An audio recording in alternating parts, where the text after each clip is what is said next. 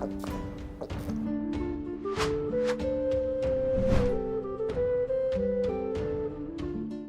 Moin, hallo und herzlich willkommen zu einem neuen Video hier auf meinem Kanal. Und heute gibt es hier eine Runde Shakes and Fidget. Ich habe heute eine sehr interessante Liste für euch, wo sich vielleicht der ein oder andere Topspieler von euch auch mit drinne befindet. Und zwar handelt es sich um die 500 besten Basispunkte Gainer dieses Jahr. Also wer hat bis zum heutigen Tag, von Anfang 2024 bis zum heutigen Tag, am meisten Basispunkte erwirtschaftet. Ja, also die Punkte, die hier wirklich rein in die Skill-Punkte reingehen, nicht die Total Stats, sondern wirklich die Basispunkte.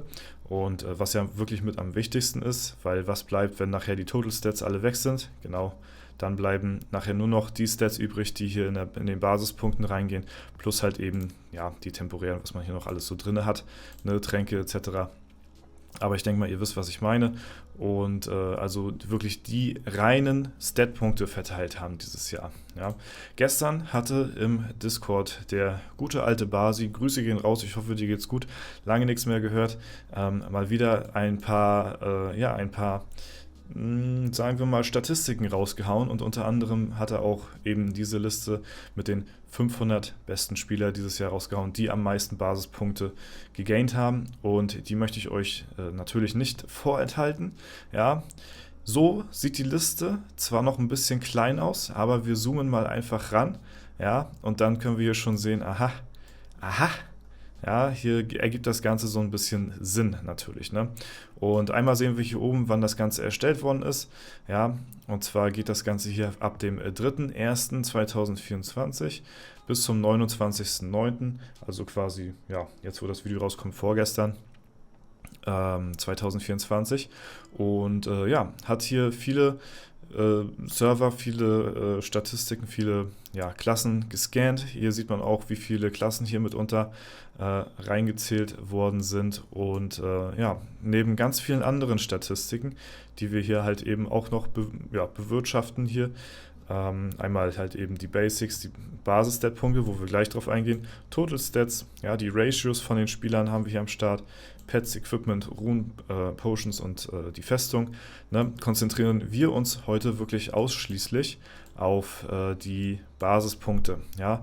Und zwar haben wir die hier zu stehen, einmal Main, dann einmal Ausdauer, also das Main-Attribut, das Ausdauer, was ja bei jedem das zweite Attribut gleich ist, und dann die Summe aus den zusammengezählt. Und das ist wirklich, muss ich mal so sagen, das ist absolut kranke Scheiße, was wir hier dieses Jahr sehen. Ich hätte niemals im Leben gedacht, dass wir mal wirklich so eine absurd hohen Summen sehen. Ich habe keine Ahnung, es muss ja wirklich so sein, ob die, keine Ahnung, teilweise irgendwie verfälscht sind, weil Leute aus dem Jahr zuvor vielleicht noch irgendwie Gold rumliegen haben, und die haben sie, das haben sie in diesem Jahr jetzt erst alles verskillt oder so und haben lange Zeit kein Gold irgendwie gegaint oder so. Aber es ist wirklich absolut krank, muss ich mal wirklich so sagen, was rausgehauen wird. Ich kann mich noch an letztes Jahr erinnern, wo wir von Januar bis Dezember die Top-Spieler in Bereichen hatten, wo wir so gesagt haben, ja, es könnte möglich sein, dass wir irgendwie so nächstes Jahr oder so sehen, dass Spieler es schaffen, innerhalb von einem Jahr die 100.000 Basispunkte zu erreichen. Wir haben es jetzt Oktober, ja, Anfang Oktober, und der Top-Spieler hat hier jetzt schon 180.246 Basispunkte geskillt. Ihr müsst euch mal überlegen, wie krank das ist. Der Spieler hat 180.000 Mal hier eine von diesen Knöpfen hier gedrückt.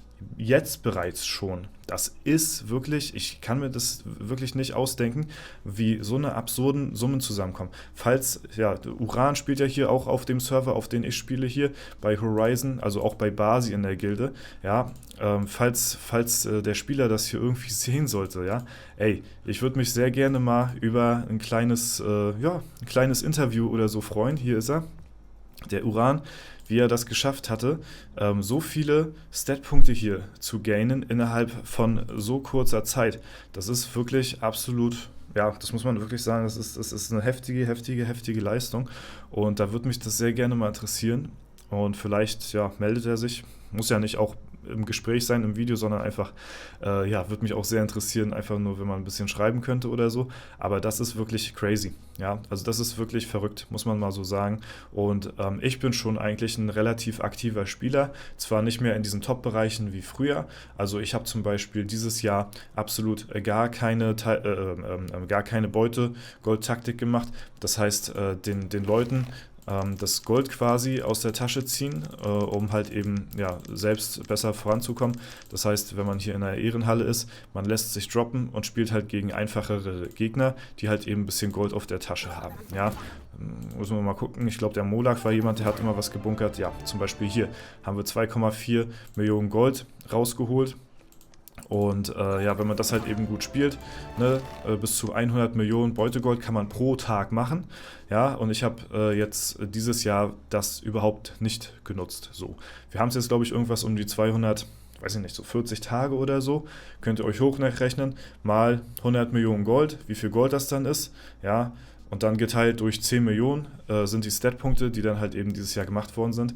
Und ja, da habe ich jetzt dieses Jahr bisher nicht so großartig Gas gegeben. Das hatte ich letztes Jahr gemacht. Da stand ich in den Top 10 der meist gegainten Basispunkte aufs ganze Jahr gesehen. Jetzt haben wir ja hier so eine Zwischenliste, sag ich mal.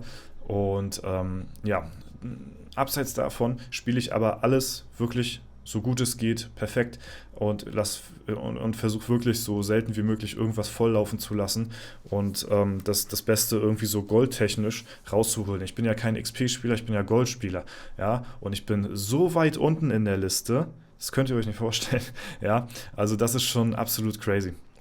So, deswegen, das würde mich mal sehr interessieren. Dann haben wir auf Platz 2 auch von Horizon X Tracer, der auch schon extrem krank viele Stat-Punkte gegaint hat, ja, aber wo einfach nochmal so, ja, weiß ich nicht, 38.000 oder so Stat-Punkte in der Basis nochmal zum ersten Platz fehlen, ne? Also das sind hier alles heftige Leistungen, muss ich mal so sagen. Auch hier mit 120, 130.000, auch der Tim, ja, Tim Hottub, ja, hier auch schon über 100.000 Basispunkte schon geskillt dieses Jahr. Ey, das ist verdammt, verdammt heftig. Das sind so Sachen, ja, hat man sich letztes Jahr so gefragt, Alter, ist das möglich so mal, dass man auch mal das irgendwie schafft, so über die 100.000 zu kommen? Ich weiß, ich glaube, ein paar hatten das auch geschafft, aber für mich war das so mein eigenes Ziel, das zu schaffen. So, ne? Guck mal, wir haben hier einen Strider zum Beispiel auf Platz 16, der jetzt hier momentan gerade bei 94k ist, was auch schon extrem viel ist, aber ja, natürlich noch lange nicht so viel. Also das ist wirklich, muss ich mal so sagen, das ist wirklich abseits von Gut und Böse. Das ist krass. Als ich die Liste hier gesehen habe, wir haben ja auch viele bekannte Namen hier drin, die man schon überall so mal gelesen hat. Ne? Dein Nachbar haben wir hier am Start. Wir haben hier den Luca, haben wir, Hedges ist hier dabei. Ja, viele, die man schon so, ne, Lil Peep, Scythe, ne, ich will hier gar nicht anfangen, Nachteule, sondern, ne, wir werden hundertprozentig hier natürlich Leute übersehen, ne, da Silverplayer, Krieger, ne, wir könnten jetzt die ganze Zeit so weitermachen. Das sind halt die Top-Spieler, die liest man überall mal so, ne, die sind sehr aktiv innerhalb der Community und ja, ihr seht, was hier halt eben zusammenkommt. Jetzt kommen wir langsam in Bereiche, wo ihr seht, okay, die Leute sind hier relativ nah beieinander. Das ja, steht wahrscheinlich dafür, dass alle circa so einen identischen Playstyle irgendwie haben. Und die hier in diesen oberen Bereichen sind, da würde ich mal sagen, dass die Leute zum, ja, etwas größeren Teil vielleicht auch mit der Teilschutz, ach Digga, ich verwechsel mal jetzt Teilschutz mit Beutegold-Taktik hier, nicht die Teilschutztaktik, sondern die Beutegold-Taktik, die davon mehr oder weniger profitiert haben dieses Jahr, weil ein paar Stat-Punkte, ne, macht das natürlich auch aus. Und ja, umso ja, mehr aktiv ist, umso höher ist man auch in der Rangliste hier. Aber wenn man halt eben, so wie ich zum Beispiel, jetzt nicht so aktiv gegrindet hat, was das Beutegold angeht dieses Jahr, dann ist man natürlich auch ein bisschen weiter unten. Ne? Und ja, das heißt aber nicht, dass man dadurch ein schlechter Spieler ist oder so. Ne? Man nimmt ja trotzdem alles wirklich so gut es geht, so aktiv wie möglich mit und versucht das Beste rauszuholen. Allerdings halt eben das Beutegold war bei mir dieses Jahr halt eben einfach nicht wirklich so Priorität, dass ich dies jetzt großartig genutzt hätte. Ja? Und deswegen befinde ich mich jetzt hier auch auf Platz 170 Und das nicht mal mit meinem Main, sondern einfach mit meinem Battle Mage. Und das liegt wahrscheinlich daran, ich habe ja den gleichen Playstyle, ist ja logisch, auf meinem Main als auch auf meinem Battle Mage. Das liegt einfach daran, was wir in der Vergangenheit schon so beleuchtet hatten. Ich habe auf meinem Main einfach kein Glück, was beim Gold-Event irgendwie den Würfelspieler oder das Glücksrad angeht. Auf meinem Battle Mage habe ich schon das Glück. Und das ist jetzt zwar nicht viel, aber ihr seht, es ist auf jeden Fall, habe ich mit meinem Battle Mage mehr gegaint als auf meinem Main jetzt als Beispiel, obwohl ich auf meinen Main eigentlich deutlich mehr Fokus lege als auf meinen Battle Mage, ja, und ja, das ist dann einfach der Unterschied zwischen, okay, hast du mehr Glück oder weniger Glück, ne, weil der Playstyle ist halt einfach komplett identisch bei mir, ne, erwischst du mehr Schlüssel, beziehungsweise auch Kisten in der Expedition, dann kriegst du mehr Gold als auf den anderen Account, wenn du dort weniger Glück hast. Ne? Oder hast du mehr Glück beim Glücksrad oder beim Würfelspieler, wenn du Gold hittest, ja, auf dem einen oder anderen Account, weil der Playstyle ist bei mir, kann man ja nun wirklich nicht anders sagen, zu 100% komplett identisch. Deswegen bin ich mit meinen beiden Accounts hier auch relativ nah beieinander, also man wirklich fast auf gleicher Stufe hier. Und deswegen habe ich ja dieses Jahr bisher auch 85.196 Stat-Punkte bis zu dem Zeitpunkt gegaint und komme da lange nicht ran an die ersten Spieler. Das ist auch wirklich utopisch, muss ich mal so sagen, an die wirklich, die Top 5 oder so. Das ist wirklich sehr, sehr, sehr, sehr krank auf jeden Fall. Allerdings bin ich trotzdem jetzt nicht unzufrieden mit der Leistung, die ich jetzt bisher erbracht habe, weil ich einfach weiß, okay, ich habe nicht das Maximale rausgeholt, was jetzt so die Beutegold-Taktik oder sowas angeht.